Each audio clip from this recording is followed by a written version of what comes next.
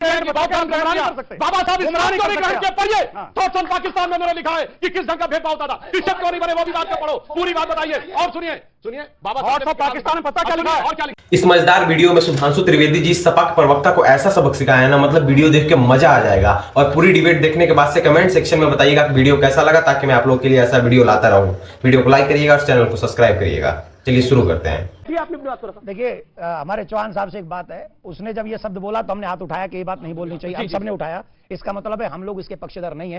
पर चौहान साहब उसका बात का लाइन ठीक था, पहली लाइन गलत नहीं, उसने एक बात बोली वो गलत लगी हमको, हमने हाथ उठा दिया कि ठीक नहीं है। पर हमारे भी दर्द को समझो, जामा मस्जिद की चेकिंग करवा दो प्लीज, क्योंकि आज भी वहां से प्लीज। देखिए सर, अभी हम कुछ नहीं बता सकते हैं आपको, हम डिस्कशन में अभी हैं। अभी यार आपने बोला प्यार है, मोहब्बत है, तो हाँ बोलिए ना। हमसे मोहब्बत है तो अच्छी बात है, लेकिन ठाकुर साहब को शादाब चौहान पे विश्वास है, नरेंद्र मोदी पे नहीं है। तो चलिए प्रधानमंत्री बनेंगे तो जो सच होगा वो सामने आ जाएगा, दूध का दूध पानी का पानी हो जाएगा। हम तो सत्य के साथ हैं। कभी नफरत की बात, झगड़े की बात कर ही नहीं सकता। जो सच्चा धार्मिक होगा वो हमेशा भाईचारे की और मेल मिलाप की बात करेगा। बिल्कुल। कुछ लोग जो राजनीति के लिए धर्म का प्रयोग करते हैं उसमें विवाद पैदा होता है, वहीं से झगड़े पैदा होते हैं। दिल की गहराइयों से मेरा सवाल है आपसे, और एक नहीं सर, सुधांशु जी, दिल की गहराइयों से मेरा सवाल है, ये स्वामी प्रसाद मौर्य को किस कैटेगरी में डालते हैं जो रामचरितमानस को लेकर इतनी अनर्गल बातें करते हैं? और दिक्कत तब होती है जब आपके नेता उनको प्रमोशन भी दे देते हैं। नहीं अमित जी, रामचरितमानस, मैंने जब ये विवाद चला था तब भी कहा था, रामचरितमानस एक महाकाव्य है। पूरे भारत के विश्वविद्यालयों में साहित्य की श्रेणी में पढ़ाया जाता है, साहित्य सब्जेक्ट में पढ़ाया जाता है, कहीं धर्म ग्रंथ में नहीं पढ़ाया जाता। नंबर एक बात। दूसरे, रामचरितमानस लिखी गई है रामायण को आधार बना के। रामायण में भी वही 7 कांड है, बालकांड है, अयोध्या कांड है, अरण्य कांड है, किष्किंधा कांड है, सुंदर कांड है, युद्ध कांड है और उत्तरकांड है।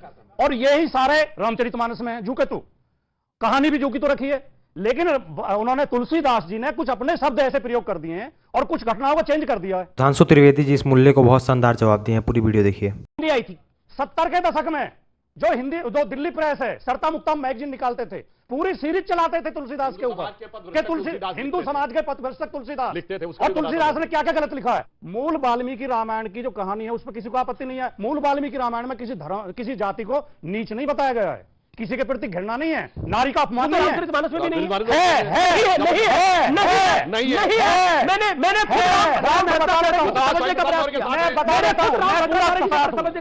को पहली बार जानते क्या समझ में आया? 5 साल भाजपा में समझ में नहीं आया, सपा में आते ही समझ में आ गया। पहला तो इसका कारण बहुत साफ है। और सुनिए, उससे पहले बसपा में जब रहे, दलित ब्राह्मण अलायंस था, हाथी नहीं गणेश है ब्रह्मा विष्णु में, तब भी नहीं समझ में आया। गजब के भाई स्वामी है, अद्भुत ज्ञान है। 5 साल बसपा में रहकर नहीं समझ में आता, 5 साल भाजपा में नहीं समझ में आता है, जैसे इनके साथ आते हैं सारा ज्ञान के पल खोलने लगते हैं। अब इन्होंने एक बात कही गंभीर, हाँ 70 के दशक में लिखा जाता था।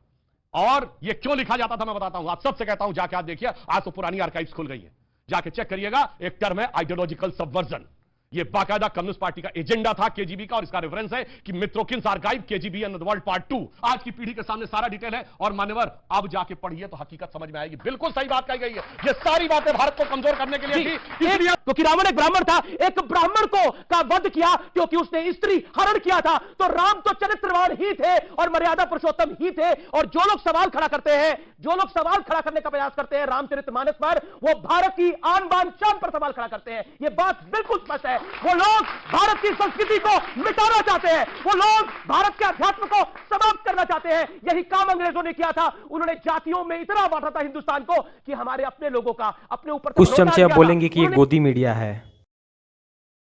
था। इसलिए जो व्यक्ति अपनी जड़ को मजबूत रखता है वो पेड़ ऊपर ही जाता है, वो नीचे नहीं गिरता। इसलिए हिंदुस्तान के लोगों, अपनी जड़ को मजबूत रखो, नहीं तो कब अंत हो जाएगा पता नहीं। जी हमारा जवाब लेना चाहिए। जी जवाब लेना चाहिए। मैं बहुत कंफ्यूजन कर दिया। जब 2600 साल पहले महात्मा बुद्ध जातिवाद का विरोध कर रहे थे, वर्ण व्यवस्था का विरोध कर रहे थे, तो केजीबी के एजेंट थे। जब कबीर लिख रहे थे, जब कबीर, महात्मा बुद्ध ने पूरा वर्ण व्यवस्था का विरोध किया। जब कबीर लिख रहे थे कि जात पात पूछे नहीं कोई, हर को भजे सो हर का होई, और जातिवाद का विरोध कर रहे थे, तो केजीबी का एजेंट थे। जब बाबा साहब अंबेडकर, अरे मैंने आप बोलने नहीं दे रहे हैं, मैंने आपको शांति सुना। सुनिए, आप गलत बयान कर रहे हैं, आप गुमराह कर रहे हैं, आपको सुनना चाहिए धैर्य के साथ।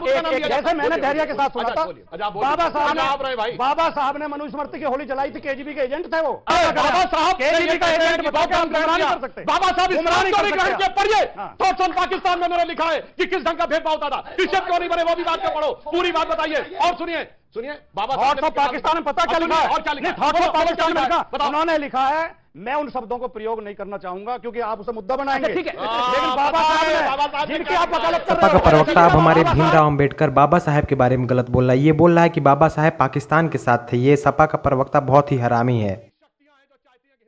किसको सर काटा भाई? आदमी का बड़ो पेशाब करते हो, सरपंच से काटा जा रहे हो, हिम्मत तो बोलो की, औकात तो बोलो, सरपंच निर्माण को बोलो, सरपंच निर्माण को बोलो, सरपंच।